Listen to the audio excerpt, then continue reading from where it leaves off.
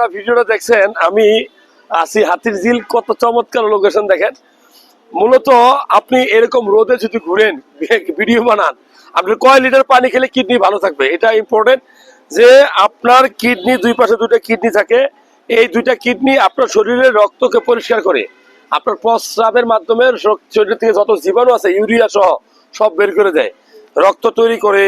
এরপরে আপনার মূলত আপনার শরীরে অতিরিক্ত পানি জমলে সেটাও বের করে দেয়। তাহলে কতটুকু পানি খেলে এরকম রোদের নিচে থাকলে আপনি ভালো থাকবেন? মনে রাখবেন, সাধারণ মানুষ, আমার মতো একটা ফিগারের মানুষের জন্য 2.5 থেকে 3 লিটার পানি খেলেই হয়। কিন্তু যদি এরকম রোদে আপনি ঘামেন, প্রস্রাব হয় না, ঘাম দিয়ে কিন্তু আপনার শরীর থেকে রক্ত বের হয়ে যাচ্ছে, সরি প্রস্রাব বের হয়ে যাচ্ছে, পানি বের হয়ে যাচ্ছে।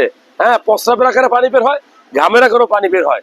আপনার ইলেকট্রোলাইট ইমব্যালেন্স হচ্ছে, আপনার কিডনি ক্ষতিগ্রস্ত হচ্ছে, কিডনি কাজ করার প্রয়োজনে পানি পাচ্ছে না।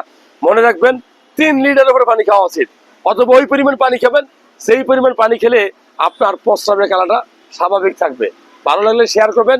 মনে রাখবেন, আপনার কিডনি খারাপ হলে আপনার কিন্তু মৃত্যু নিশ্চিত। 60 থেকে 70% কিডনি নষ্ট হলে আপনার লক্ষণ প্রকাশ পায়, তখন কিন্তু আর কিছু করার থাকে না। কিডনির একমাত্র ভালো টেস্ট কি, সেটা হলো যে serum creatinine. Serum creatinine test করে আপনি বুঝতে পারবেন কিডনিটা ভালো আছে কিনা।